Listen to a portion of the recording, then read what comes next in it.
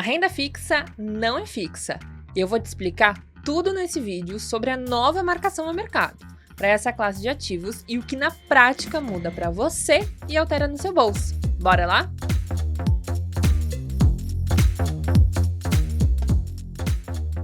Olá, eu sou a Thaís Lizatti, analista da Liberta Investimentos, e hoje a gente vai conversar sobre uma mudança importantíssima na renda fixa brasileira.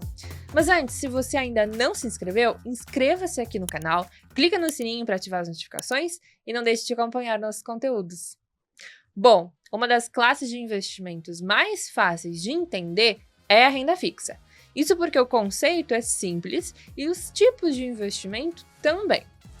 Há alguns poucos anos atrás, eu estruturei um curso apenas sobre renda fixa. Inclusive, para escrever o roteiro de hoje, eu fui procurar, só de curiosidade, o que eu tinha escrito logo no início da primeira aula daquele curso. Renda fixa é tudo o que não varia. Essa foi a exata frase. Bom, se fosse hoje, eu trataria esse conceito de uma forma um pouco diferente. Mas primeiro eu quero te afirmar que a renda fixa é sim para todos. Independente do seu perfil de investidor, alguma porcentagem dessa classe de ativos você precisa ter na sua carteira, já que, por exemplo, uma reserva de emergência deve estar em um investimento líquido, seguro e rentável, que ao menos não perca para a inflação, por exemplo. Eu gosto de chamar a renda fixa, então, como a passagem obrigatória de todo investidor. Mas como esse não é um vídeo sobre o conceito dessa classe de investimentos, então não vou entrar em muitos detalhes sobre. A grande questão a ser levantada nesse conteúdo é que a renda fixa já não é mais tão fixa. Eu estou falando da nova regra que altera a forma como você enxerga os seus títulos privados de renda fixa. Bom, primeiro é importante entender para que exatamente esses títulos servem. Muito se fala sobre uma empresa que decide abrir capital para se financiar, mas existe outra forma sem precisar lançar um IPO, ou seja, uma oferta pública de ações. E sem aceitar mais sócios na companhia e todas as consequências regulatórias e de operação que isso acaba envolvendo. Então, é possível levantar capital via emissão de papéis de dívida, parecido com o que o próprio governo faz com os títulos de dívida pública.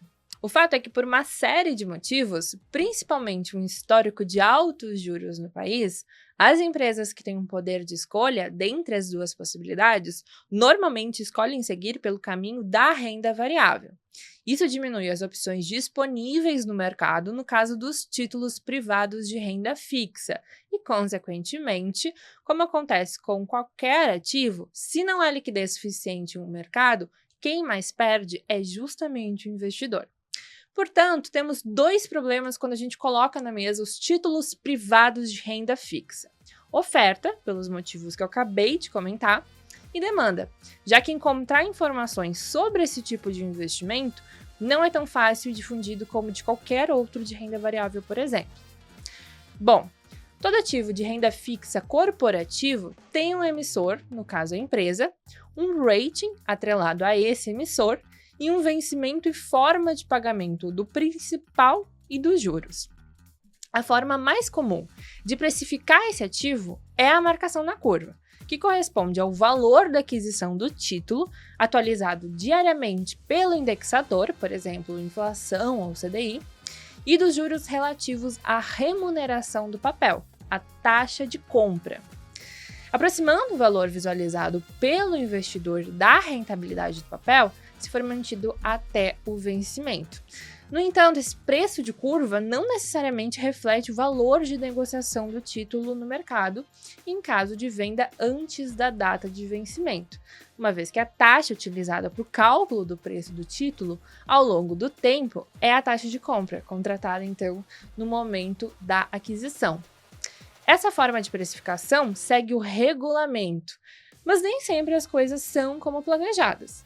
No caso de uma empresa atrasar o pagamento dos juros, ou pior, acabar dando um calote e não pagar essa dívida, já que o papel de renda fixa tem um vencimento no qual o principal deve ser devolvido, essa forma de cálculo na curva acaba não captando esses movimentos. E aí, em uma situação com risco de crédito como essa, quem tem um papel que acha que vale 110 pela marcação na curva, por exemplo, pode acabar recebendo só 20 caso queira vendê-lo. Diante disso, a partir do dia 2 de janeiro de 2023, os investidores passarão a acompanhar a evolução dos seus ativos ao longo do tempo através da marcação a mercado, que, como o próprio nome indica, utiliza os preços das negociações desses papéis no mercado secundário para definir o preço do título. É a mesma lógica da precificação de ações. O valor unitário da sua ação, que você tem na sua carteira, varia diariamente, fruto aí dos preços negociados por terceiros. Mesma lógica. Agora, resumindo, a marcação a mercado dá mais transparência e visibilidade aos ativos, porém possui maior oscilação em comparação com a marcação na curva. Ainda assim, eu chamo a sua atenção para algo super importante. O valor do título na data de vencimento nos dois modelos é o mesmo, não muda nada. Ou seja, essa não é uma mudança na rentabilidade desses papéis, apenas na forma de avaliação deles. Eu diria que essa alteração é algo bem positivo para o mercado de renda fixa corporativo brasileiro, que ainda é um mercado super embrionário. E vai cada vez mais em linha aí com os mercados mais desenvolvidos, ajudando o pequeno investidor a ter mais transparência e melhorar a gestão da sua carteira e não ter tantas surpresas negativas no meio do caminho, já que a eficiência dos preços vai aumentar bastante. Bom, agora fica a dúvida se você já investe nesse tipo de investimento.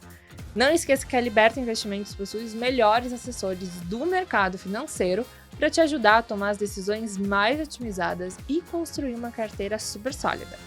Faz um favor? Clica no primeiro link aqui na descrição, você não vai se arrepender. E se ficou com alguma dúvida, comenta aqui que a gente ajuda. Até mais!